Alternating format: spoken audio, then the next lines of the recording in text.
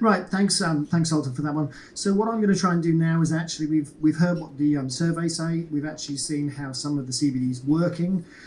So what though do the independent scientists say? What are the studies showing us, and how can we actually bring those together in terms of our communications? So anxiety and stress. So we're going to be going through the lab studies for the proof. So here we're going to start off with an issue with learned fear. So learned fear is something that you're told to be scared of. So as parents, siblings, society would tell us to be scared of flying, scared of spiders, scared of snakes, that sort of thing. So CBD is found to actually impact on learned fear, and there's two sort of mechanisms with fear. So there's actually the formation of the memory, and then there's the ability to actually access it.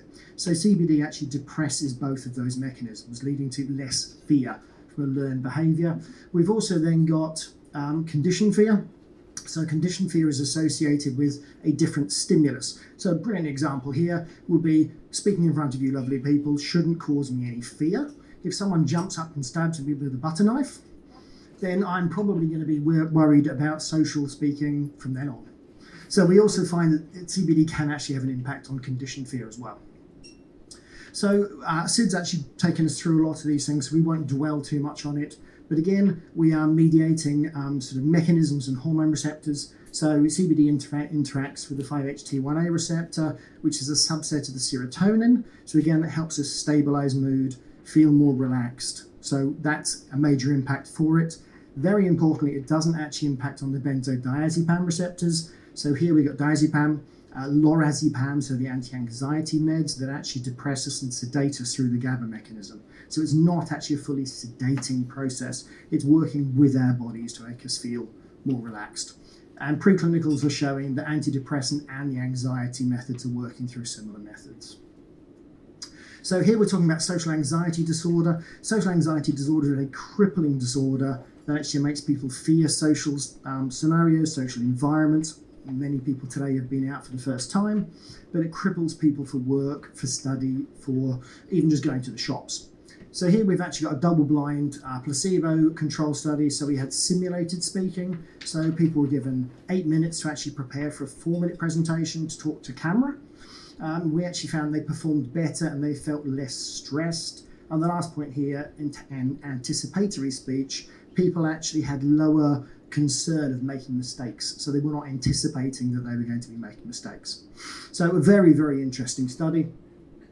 We've got another study here with 103 patients actually in a psychiatric environment. So they actually had the medicines were there, the doctors were there. So basically CBD was being used as an adjunctive or supportive therapy here.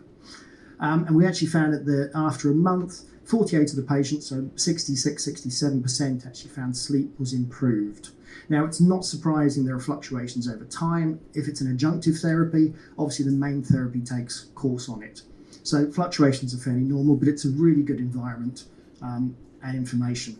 So we're moving on to sort of very recent studies, and a lot of the studies on CBD are emerging, they're new. So these are 2020 reviews. So again, we're looking at innate fear in a lab model. There was positive benefits from that. We're also looking at human trials, as we'll be talking about preliminary evidence in human trials here. And here we actually find social anxiety disorder had great benefits from CBD. And we've got another review here to support the efficacy of CBD as well. Now, this again is emerging information, but what we really have here is we're looking at anxiety, the use as an antipsychotic. These studies were actually looking at schizophrenia. So if you actually talk to patients with mental health issues, especially some very severe mental health issues, if you offer them the choice of either a traditional antipsychotic, which can have effects on the prolactin system, it can have effects on the liver, weight gain, you offer them a natural, safe, non-addictive remedy, that is actually a very powerful argument. So a couple more studies here. So these are 2021, so very, very recent studies. So we've got 2 reporting acute, so single dose, an hour or 2 taken before sort of an anxious moment. There were benefits there. And also we've got a study for 4 weeks for a chronic application. So if you're looking for a short boost to actually allow you to sort of get on with your life, move into a stressful situation, or you feel you actually might need more longer term help just to sort of help you feel less anxious, CBD can actually help in both those scenarios. So again, we know what's going on there, what's actually happening in the body. Well, obviously we all know that when we get stressed, our heart rate goes up. As our heart rate goes up, our blood pressure goes up. CBD can actually help dull those down and bring those down. And we also see that there is some additional blood work going on here with white blood cells. So obviously white blood cells we know are very much involved with the immune function. So we're actually having blood issues here, showing that CBD can actually help the metabolism of white blood cells, therefore helping with immunity as well. And we know, and we've heard today, that stress also depresses immunity. So another benefit from CBD. So here we've got another interesting study here. We've got, again, an RCT. Very interesting here. If you do work on people with social anxiety, it's much easier to see the cues. So you actually know that CBD is actually working. If you're also seeing it in a healthy population, that is actually almost better, because those cues are sometimes much more difficult to see. So we're actually seeing that there are benefits there in a healthy population. And CBD, some of the mechanisms are coming out further and further. So here we're actually looking at potential gene expression routes. So it's not actually interfering with the gene sequence underlying, but it's actually changing gene expression. So another really interesting way in which CBD could be acting on top of the various receptors. So moving into sleep, Jason's actually taken us through a lot of sleep here, but the WHO themselves say that CBD is useful for helping sleep and reducing anxiety. And it doesn't get much better than WHO telling you that. We've moved on to the second point. We've gone through that clinical trial. But again, talking about healthy people, we actually have the 6-week randomized. So again, chronic longer term use actually having a benefit. So again, we're building up the picture of acute and chronic use of CBD is actually having beneficial effects seen in a laboratory environment. So many researchers have shown that basically cannabidiols improve sleep quality. Jason's gone over that very well.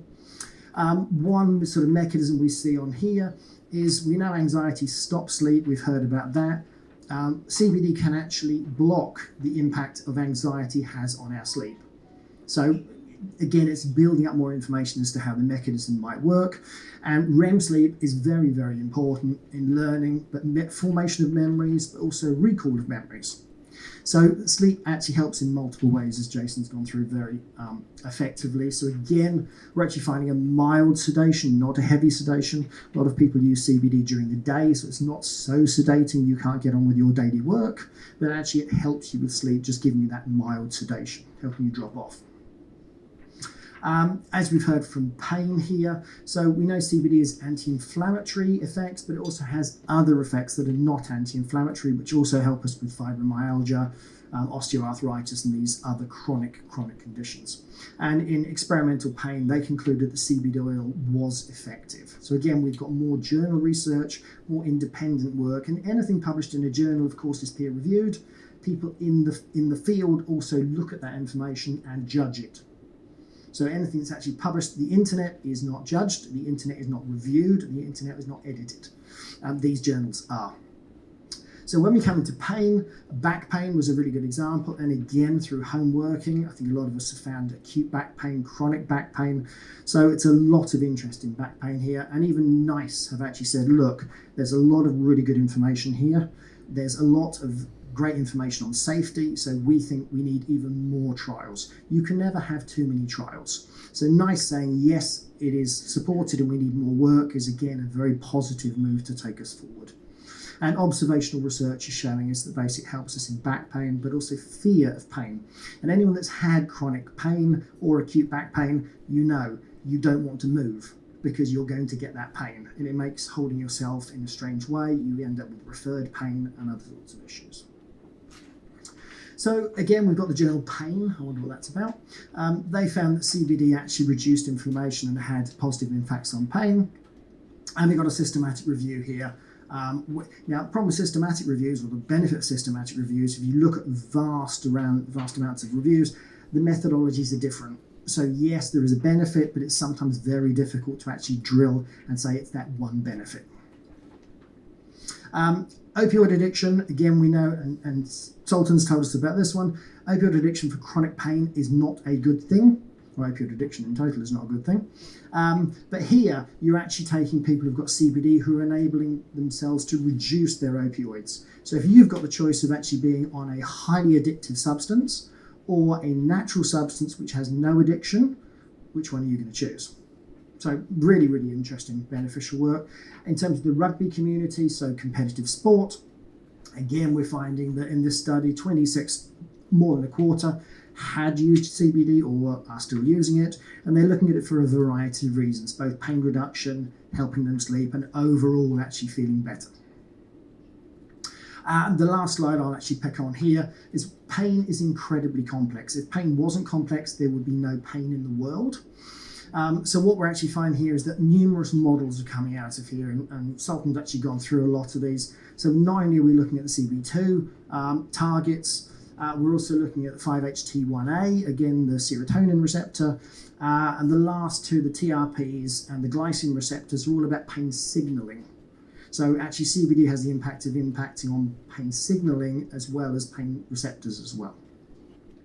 So we've spoken again about the anti-inflammatory, so we won't dwell on that. So hopefully you're going to find all this information is actually in the handouts you've got. It's fully referenced, so you can look at that. And in the Q&A session or after that, we're more than happy to answer any further questions.